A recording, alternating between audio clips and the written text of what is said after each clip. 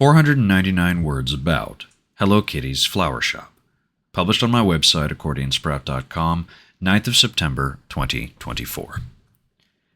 In January 2024, I built my personal computer, PC, with the following specs. An MSI Mag B760 Tomahawk Wi-Fi DDR4 motherboard.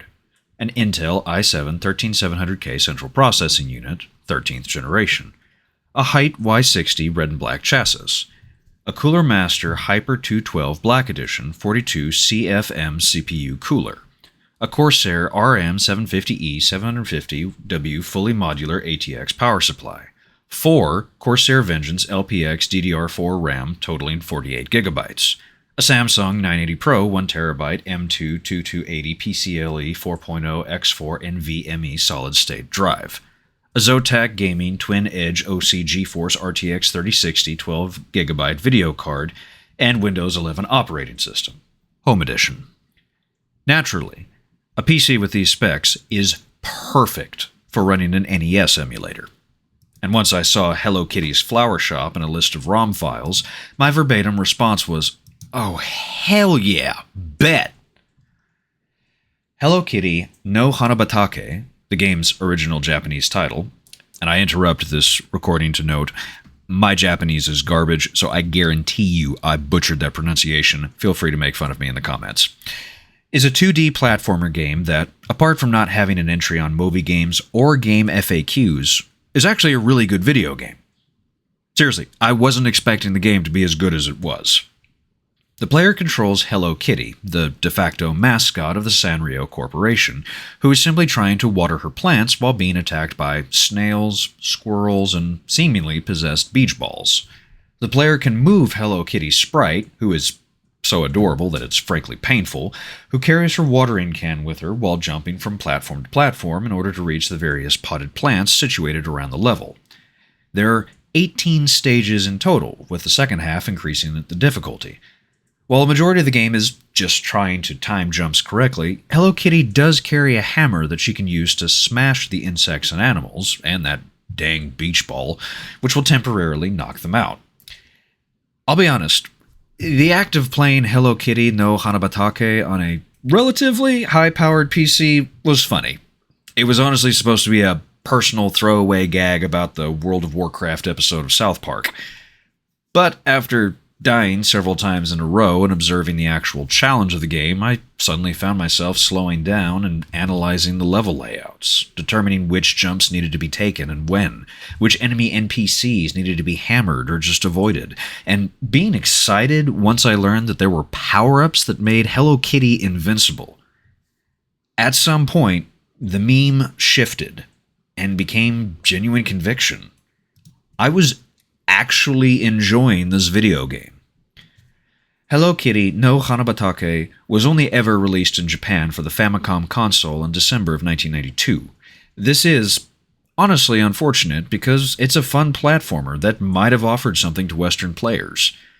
Platformers like Mega Man and Super Mario Bros. Earned their reputations as standards of the genre, but the charm of Sanrio and Hello Kitty would have surely made girls, and even more than a few boys, ready to grab their watering cans and hammer that god-darn beach ball. Joshua Jammer Smith, 9th of September, 2024. Howdy, I'm Jammer. So, first off, thank you so much for listening. I tremendously appreciate it. Whoever you are, wherever you are, you gave me a few minutes of your time to listen to me talk about a freaking Hello Kitty game. Seriously, you're listening to some dude on the internet talk about a Hello Kitty video game from the 90s. Like, dang. No, excuse me. No, not the 90s. Wait, was it? Yes, 1992. Holy cow. Wow. Anyway, point is, you rock. Whoever you are, you rock. And I appreciate it. Now, the usual YouTube claptrap. If you like this video, please like, share, and subscribe. All that claptrap. It really does help me because it lets me see that somebody actually listened to the video, that somebody watched it, that somebody's interested, and, you know, low self-esteem aside, it's just nice knowing that, you know, this is getting some kind of reception. But, hey, you know what? It's your life, your choice, you do whatever.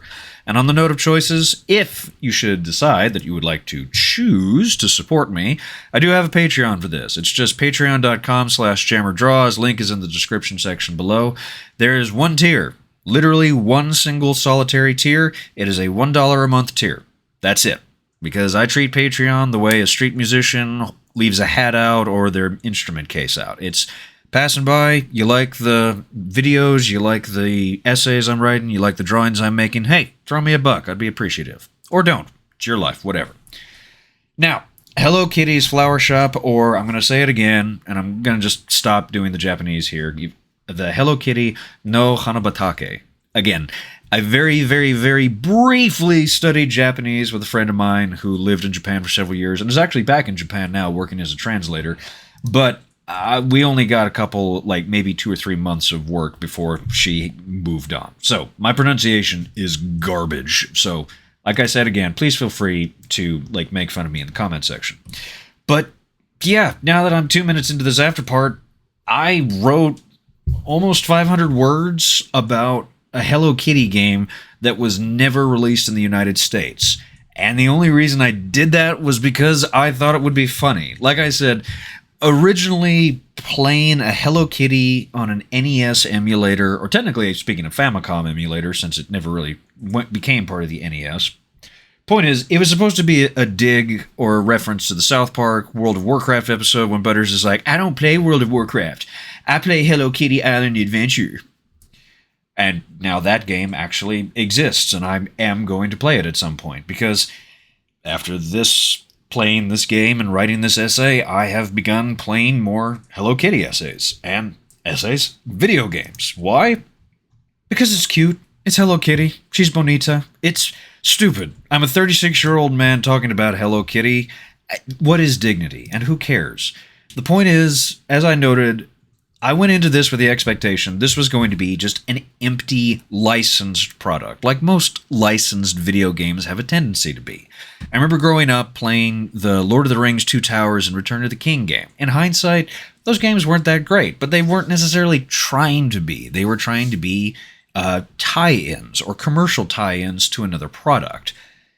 When we talk about Sanrio, it's kitsch here in the United States. Like, there's lots of girls who have it on their purses and stuff, but we really, in the West, treat Hello Kitty more as this kind of abstract concept as opposed to the way it sort of actually operates in Japan, where it is kitsch, but that's also kind of the point. It's designed to sort of combat the cold professional reality that a lot of people play.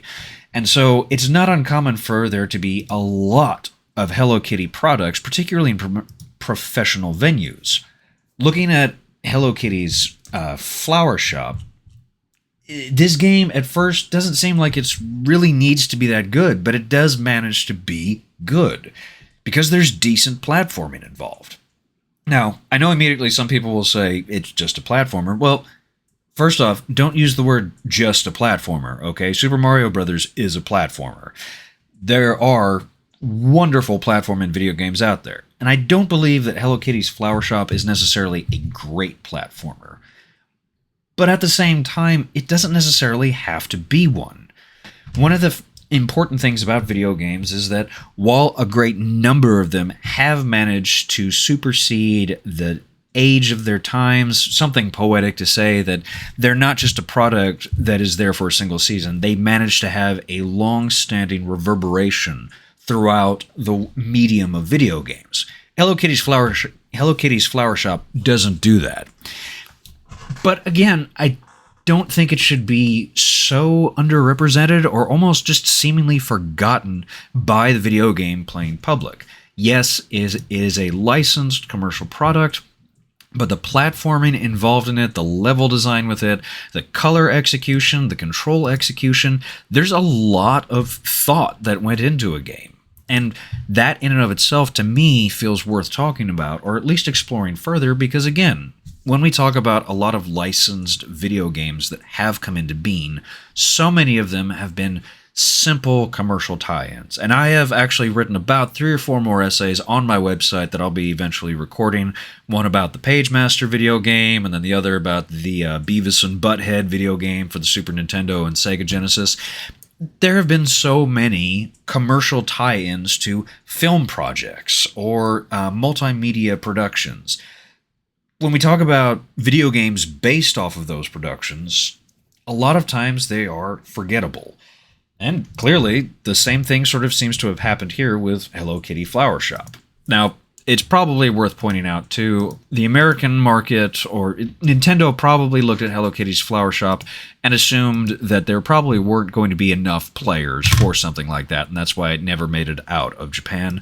Again, I'm not a member of Nintendo, so I can only offer speculation. But it is unfortunate, because like I pointed out, there probably would have been a great number of girls and even a great number of young boys who would have played this game. Ironically, unironically, at the end of the day, it doesn't really matter.